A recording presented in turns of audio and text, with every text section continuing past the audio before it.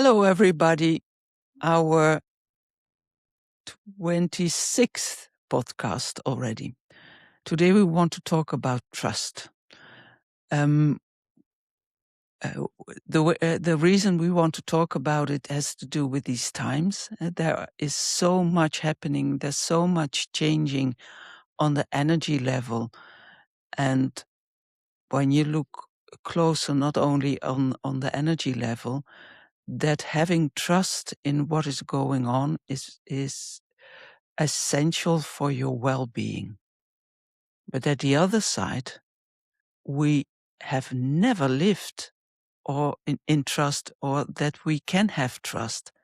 There has been told us all our life so many lies that having or being trustful is not that easy for us. But that's exactly what we have to learn now. And so what I mean with that is everything, the whole history, what you've learned in school, there is at least 90% it's not true. And so when you look now on YouTube to videos, you don't know, or most of the time you see it, but there is so much AI shit out there, and so you don't know what to trust anymore. And when you look at food, also there is so many different ways to look at food. One person says this is good, and the other person says that is good. So there you don't also not know anymore what you have to trust. And when you look at governments, they say one day this and the other day that, and the other day they are doing something completely else. So trust is something what is very difficult for us. But when you listen well, when I'm talking about that it is difficult to trust, I point to things outside of me. And what we have to do is trusting ourselves, listening to our heart and our soul, or intuition, or higher self, or however you want to know, to call that inner part of you what knows, because your heart and that inner part cannot lie. But you have to learn, or the most of you, that is your truth, and that is what you can trust. Robin, do you want to go deeper in this first?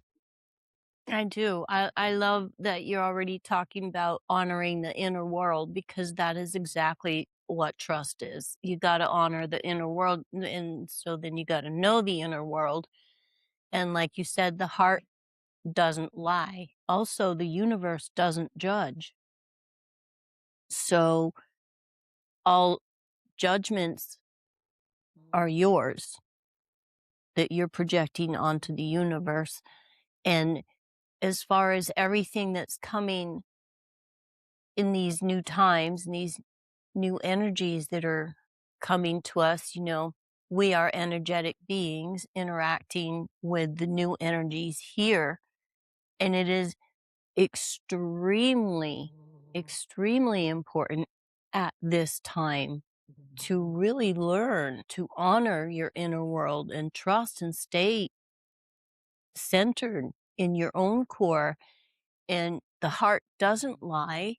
And the way that you learn to trust and stay strong is to feel, to feel. We've come through a point in humanity where all of this AI and our technology and everything, we've just been so brain, brain, brain, brain. Everything is thinking, thinking, thinking, all the thoughts, to the detriment of every other sense that we have. And some that we aren't even aware of that we have. Has just been dominated by And thought is just another one of our senses. It just isn't who we are. We identify so much with our thoughts, and that isn't us. Like we said in the last podcast, thoughts come and go and run through you, and you're still sitting there observing those thoughts. So who are you? Not your thoughts, right? And right now with so much AI and everybody's putting their own version out on, oh, these times and what this means and what that means, and you just, how do you discern who's telling the truth? And the problem is they're all telling their own truth, their version of their truth. You need to accept your version of your truth. You have to have enough trust in yourself to disagree, to agree, maybe take part of it and leave part of it and put your own spin on it. At whatever information that you take in at this point, it has to become yours. You can't just take it at face value because somebody else said, well, that might work for them. It might even work long term for them. Who knows? But that's their information. You need to, at this time, all of us need to just be anchored in our own truth. And we need to really understand, how do you get to that part? Because I love all of this stuff. Just let go. Just trust the universe. Let go. Well, the background where most of us watching this podcast come from, that isn't a just let go. That is a trigger, because we have not been in a life that fostered trust of any kind, and especially don't trust your inner world. That's the parts that we all stashed into our shadow self so that we could survive. So now we have to grab a hold of that and undo the part that's not working for us anymore. And it is not easy to trust ourselves. It is not easy to trust the universe. And a lot of times there's just a world of evidence. It's the universe doesn't have my back and I'm not okay. And a lot of people can put up a whole bunch of, well, this happened, this happened, this happened, this happened. So, and I get that. I get that. And the problem with that is, if you want to just step into it a little bit, the reason that that's true is because you've been wearing energies that are not yours. You've been wearing energies that you put on to survive and navigate your life, and they're not authentically who you are. So the current energies are trying to strip us of everything that is not authentically our own truth. 17? I want to paint a picture from that what we are saying. I think not everybody understands it quite well. When I look at what soul is, you can, or let's start it with God, or what we call the original Son, represented by Cosmic Father and Cosmic Mother. When you see that as a beam of light that coming from the cosmos, coming down on you, what we said, I don't know how many podcasts ago, every person has its own filament of light. And so what is coming down? So that is the cosmic energy, the highest form of cosmic energy.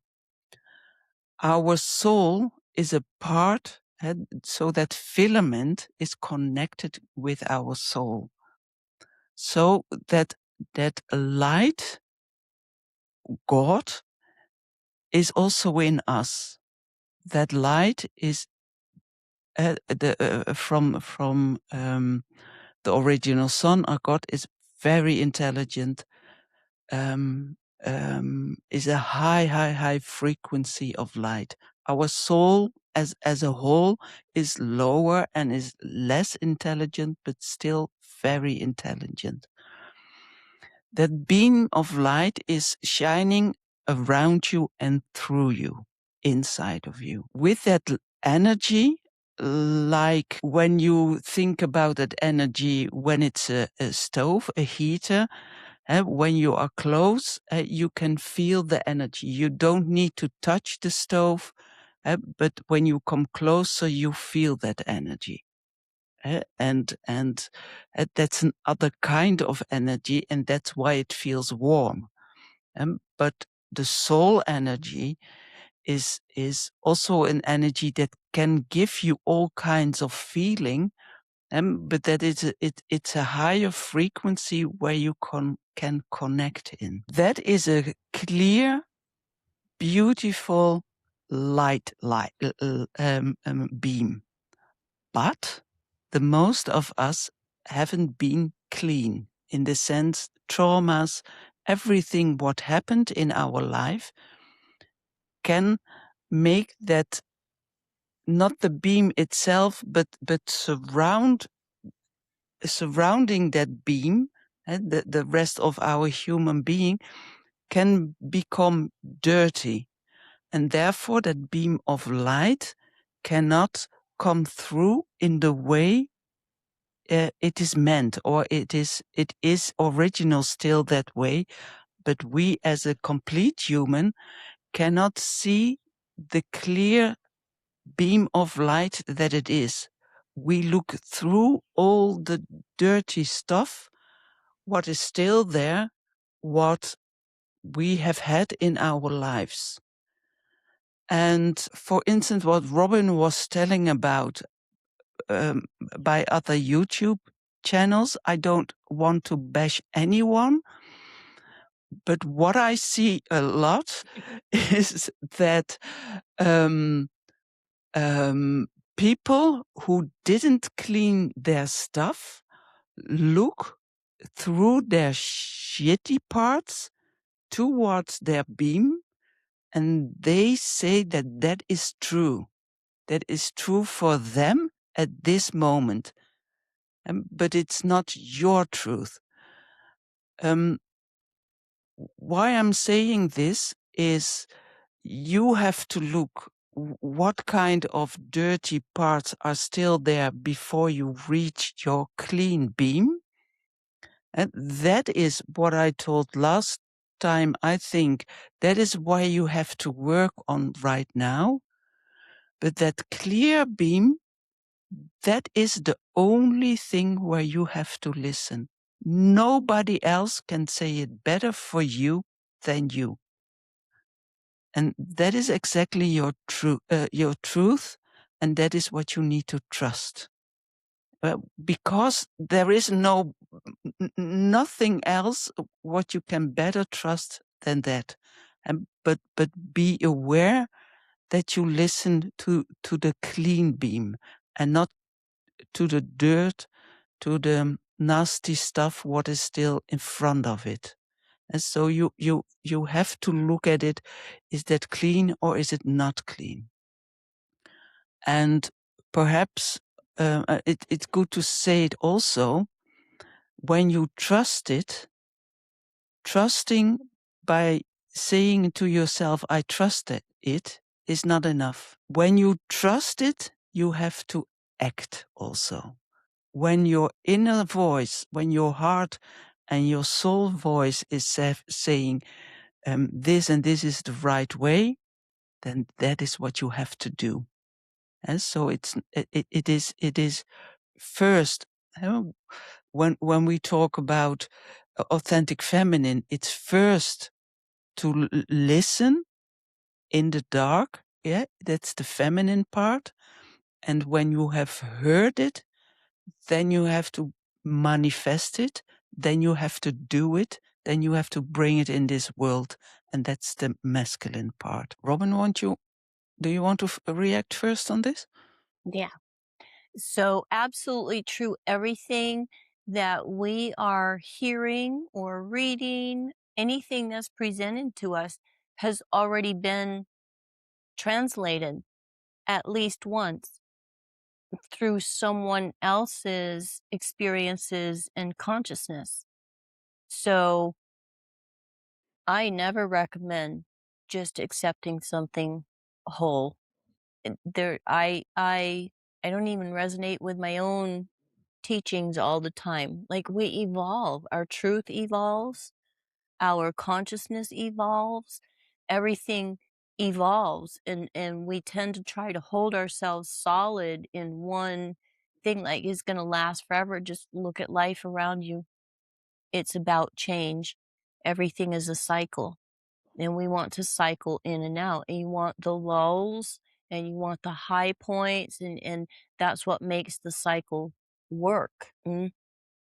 And so this brings me trusting other people's information, but self-trust. So trust means that you can count on someone to act in your best interest. So self-trust means, can you trust yourself to do the right thing by you? Taking in information, you should approach that category in the same way. Trust yourself to take in only what serves you. Don't fall prey to, oh, that sounds so wonderful, and they know, and they channeled from their higher guide. Fantastic. Yay, them. That's their information. It's not mine. There may be a little nugget in there that will ignite my truth. But somebody is not really going to hand me my truth. They will hand me something that triggers or ignites, excites, gets me going. Like, I love searching for mysteries. So usually it's something that that taps into that part of me. It's like, I need to know more about that, and I will find my truth there. So if you're looking at other people's information like ours, then you take what we're saying and sit with it in your silence and find the nugget of truth that you're growing, um, rather than just accepting what we're saying as the whole truth and just take it in like that. It really is about how a few podcasts ago we were talking about shadow, the parts that go into the shadow, and it's all the stuff that we put away to survive that moment. So in that moment, that would have been our truth. Now it is not. So our truth evolves. You go back and you have to re-examine, um, are my habits, are the things that I am trying to manifest, do they even fit the new energy that I am? Like, when we evolve, we come to a new vibration, and we settle usually at a higher vibration than what we were a little while ago because we've evolved, right? And so if I'm still wearing what I thought was a truth back then, that's what's holding me back now. It puts, it limits my potential. And then there's a certain part of that is like, that's coming out of my shadow self, right? So then there's a part of myself that I can't trust to have my best interest in mind. And it's really important to go into these spaces and examine this, because a lot of people see shadow work as rejecting parts of yourself or um in one way or another that's what we're doing because we stash it in there, but it's being held until we're ready to deal with it, until we're ready to incorporate those whatever it is that we stash there. And we've always said it's both positives and negatives. Maybe I am too loud, maybe I am too this, or maybe I am too that. Those very same things serve a very good purpose. At least I'm heard, right? I'm not the person who has no voice. Okay. So you go in and you make friends with all the different parts of you and you allow them their space. You allow each part of you its space. You're not trying to get rid of it. Like the ego. Everybody get rid of the ego. Oh, the ego is you're not going to be alive if you're not having an ego. Your ego is what keeps you alive. It makes your choices. It says, "Hey, I'm important." Okay?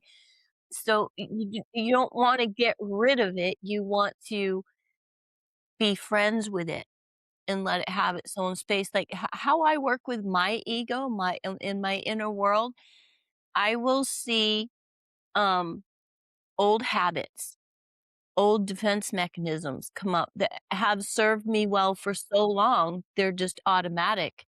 And so I'm looking at those and I will just say, "Ah, that belongs to the ego." And even there's an old ego, there I had a fragile ego that was really just needed all kinds of validation. My ego that currently runs the show is not that fragile. So I have a place where my old ego, I throw all of those back. It's like, "Oh, that's yours. You can keep it. You can have it." And then that ego stays out of my way because it's been validated. And it does. It has a valid job. It wouldn't be in there if it didn't. And so it just love all the different parts of you instead of rejecting. And you'll come to a much gentler, easier way of learning self-trust. That gentle, calm stillness, that's where self-trust is. And it just comes from recognizing all the parts of you and validating, letting them feel important and be grateful for all of those parts.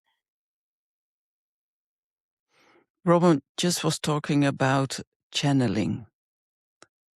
Channeling is a little bit the same as what I was talking before with the beam of light.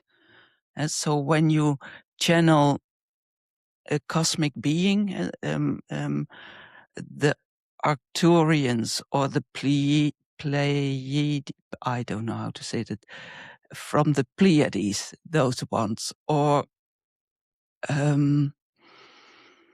Archangel, I don't know who.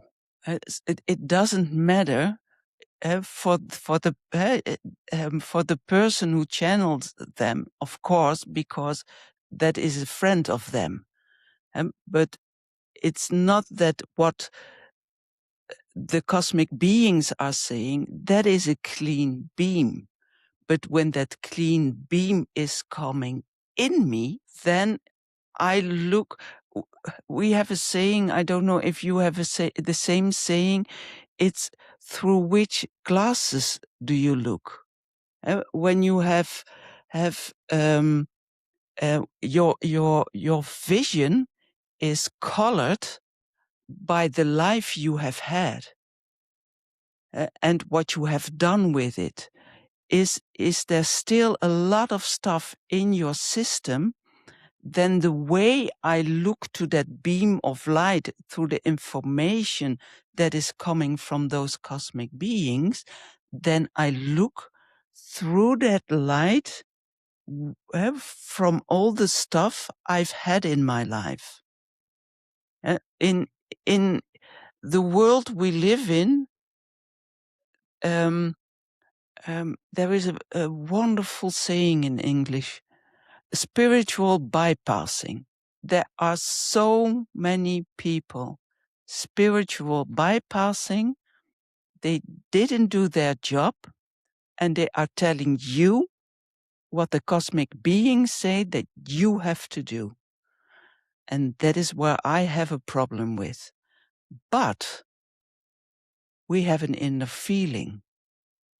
When they doing that, I can feel if that is also my truth. And I'm trusting my inner self that it knows if it is right for me or not. And I trust it and I listen to it, so I don't watch that video. When And you say you feel your truth, or you feel if it's, I'm sorry to interrupt you, you feel if it's, is it a physical feel in your on body? Do you have a yes, feeling? What do you mean by that? when you feel, for the most people, it's, for instance, the feelings from the heart. When you are in love, what also in energetic is, but also goes to the body. Your body is reacting also. You have to learn because to it, because it's not very. It is whispering. It is a whisper feeling. Mm, How do I say it? It is. You have to learn that way to your body, that your body is speaking in whispers, and not whispers that is coming out of, but that are not big feelings. And there are very slight changes. What I'm most of the time feeling is that when it's not good, then around my heart I get a little bit tension, as if it's squeezing a little bit. And when it's Mhm. good, I get that it relaxes more surrounding my heart. It can also go when it's good that it feels warmer around my heart. Um, I can also feel more closely to my solar plexus, that it becomes warm, or that my now I'm saying the good things, that my diaphragm relaxes a little bit. Um, um, Sometimes now I feel tingling here. But that is a reaction on what I am saying. So I am saying something, and that is a reaction also. Um, um, when it didn't what when it wasn't my truth, what I just said, then that tingling wouldn't be there. And so there are all kinds of reactions. So you, um, I don't know how it is for you, Robin, but the most people who are more from the earth and not that much with the head in the ozone, has, our body says exactly what it is, what you can trust. And I don't know, do you feel it differently, or do you receive it differently? I don't. That's the part of me that I at least have my toes on the ground, right? I feel it almost exactly as you're describing is exactly what I do. Um, also, there's also a kind of a truth. When a truth settles over me, I can almost feel an energetic blanket come down. Yes. Yeah. And when it's not a truth, my shoulders go up. I immediately I tense right here. It's like it does not sit well at all. Yeah. Other than that, absolutely the warmth around the heart, the release of the solar plexus, absolutely, and all the tinglings. Always, I think that's like a joke that about our crowd is that, oh, I feel tingling, but Stereotypes work. They exist because, you know. Yeah, so I do go with the goosebumps. Like it'll be, and it's different too. Sometimes it's like it's on my legs, or where it is on my body. Usually has something to do with the conversation. So yeah, Yeah, no, and that's the part of me that's grounded. and it does not always um, express itself physically. Sometimes you just know without Mhm. any physical feeling. You just know that's right and that's wrong. Please listen to it. So it for that part, it's a little bit more difficult to um, um, know the difference. Is it a head thought, a brain thought, or is it your inner knowing? But after a while, just listen to it for what is right, act on it, what is right, and what when it wasn't your, when it did come out of your head, you still can change. That's not the end of the world. You still can change to the other side, and after a while, you hear or you know the difference. This comes from the head, and this comes from your inner knowledge, and um, um, trust, uh, to trust that voice, to trust that feeling, to trust that knowing. That is, it's a daily job, and so there are you have to make many decisions also, and knowing if is left or right the best way for you. So it's something what you have to practice a lot, because I said already in the beginning, we are not born. Yeah, we are born this way. For instance, when I'm saying that, then I'm seeing a baby who is in complete trust. It trusted that it gets its food on the right time. It's trusting completely that it is taken care of. That is, what I'm thinking right now, the best example, what completely being in trust means. And that is where we have to go towards again. But it needs practice. You have to learn to know yourself, all those feelings. Well, Robin and I have the same feelings, but that doesn't mean that you have also those feelings when something is right or something is wrong. And so you have to learn what your feelings are and what your truth is. Robin? Um, I want to say, I wanted to add something. Oh yeah, trust is not passively hoping. There's nothing passive about learning to trust and self-trust. You really, there has to be intent and there has to be attention put towards it, but not in the micromanaging part. Like, okay, I thought when I was first working on learning how to trust myself, I thought it would be a great idea to like put these little challenges out and have the universe prove to me that I was right. It's like, oh, I make this little, like, right? And it's like, well, show me if I'm right or right. That isn't a good approach. Can I just stop everybody right now? Please don't do it that way, because you're literally micromanaging the universe. You're not getting any true answers because you're micromanaging everything. If you have such a fist of control, nothing can happen.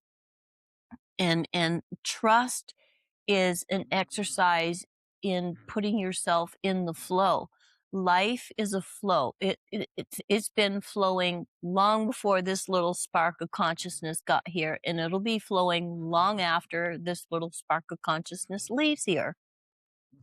So it isn't mine to micromanage the flow of life. what's mine to do is to put myself in the flow. So then I'm working with my inner world and I'm seeking to harmonize with what's out there. So what I'm thinking right now is that part in the cycle where you're manifesting something, you plant your seeds and you've got your intention and you're clear and yay. Right there, set your intention. Right there, let it go. Don't check back in a couple days and say, "Ooh, how's it coming?" You know, you don't dig up a seed to see how it's growing. You leave it there. And this is what we need to do is not micromanage our manifestations. And then every cycle of manifestation has that dark point where it just looks like nothing's happening, nothing's moving, or it's not moving in the right direction. All of these things right there, I call that the pause. So when everything goes on pause, that's the universe putting things together. It's assembling your dreams. And can I say that I always end my prayers with or better? I set a clear intent of what I want to happen, and then I end it with or better because I know the universe knows way more than I do. And what if I set out this pretty perfect little box and this is exactly what I want? They will give me exactly what I want. What if there was something better? Right? So I always say or better. And then that's where I pour my little micromanagement into is the or better, is I just leave it there. Then I don't check and I don't see if it's going according to my plan because it might be doing something better. So when we get to that pause, what stops the panic is I said or better. So if I look at things and it doesn't seem to be moving in the direction that I think it should be for whatever reason, then I just go to the or better. It's like the universe is doing something or better for me. And you stay out of the panic and it keeps all of the flow open and flowing and you receive and you can participate. So in that manner, it's not just sit back and hope. And as you're looking at perhaps it's an or better, well, here is where you go, well, here's where I'm at now compared to where I was when I planted the seed. Is this manifestation, if it comes out exactly what I asked for, is it actually going to serve me now? Like my new frequencies, is that going to serve me? Because it might not. So see, that's where you put your energy rather than, oh, I didn't see this happen. I need to do another prayer, or I need to get this and this and this ready because it's going to happen at this. And that's what I call micromanaging. That you can feel it just in the way that I'm talking. It makes you tense up. You can feel it's constricting. Okay. And so then you just move yourself into the flow. I don't know what's coming. I don't know what the universe, I have no idea what the universe can produce for me. All I have is this little perspective that fits this little spark of consciousness. So I want to put that little spark of consciousness in flow with the big consciousness so I can receive maximum benefits.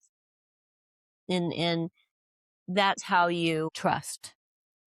It's active, not passive. And you can also do it a little bit easier in the beginning.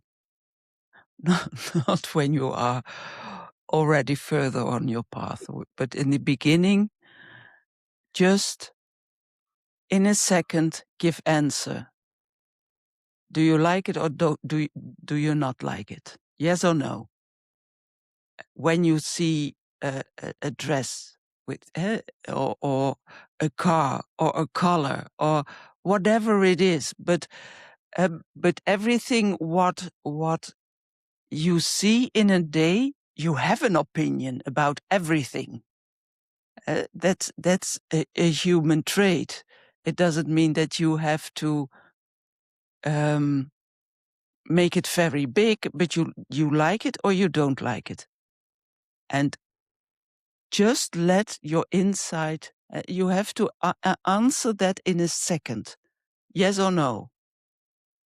And no, and not what Robin said, micromanaging. Yeah, I would like it when it was a little bit more this or a little bit more that. No, you like it or you don't like it. There is no other way possible. Yes or no.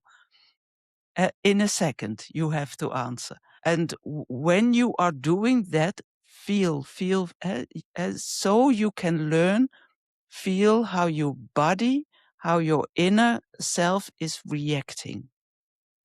And there is how you can learn the feeling of what opens you up, what makes you a richer person, what is helpful, what makes you happy, what makes you joyful.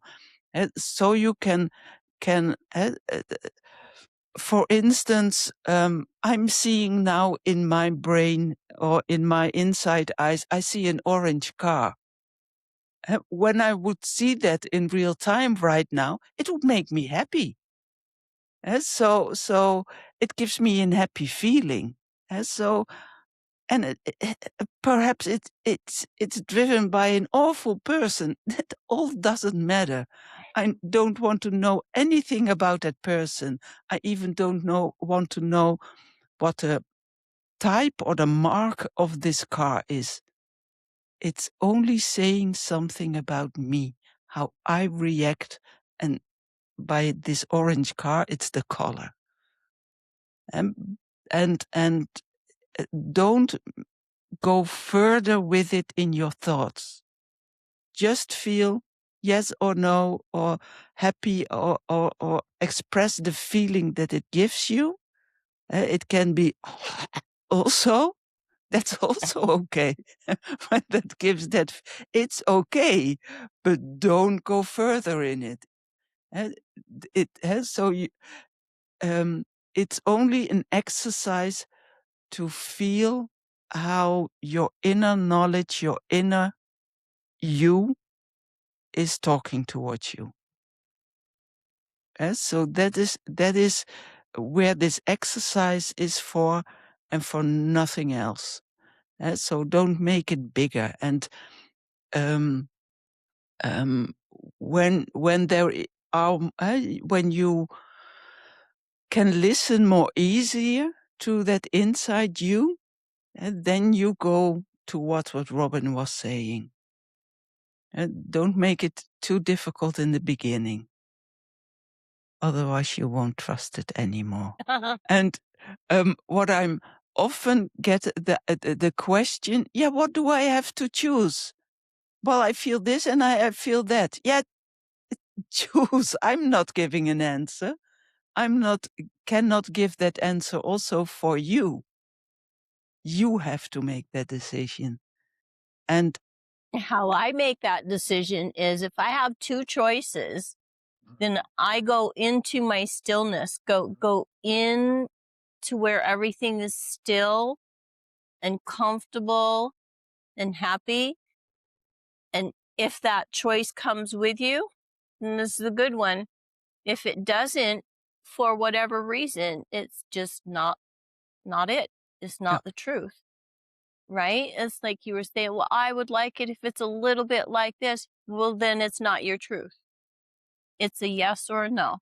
So if it doesn't come into the stillness with you, it's not a truth for you. okay, trust yourself a lot.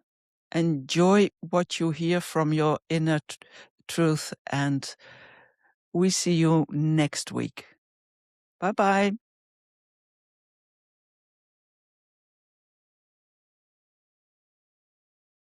Stop.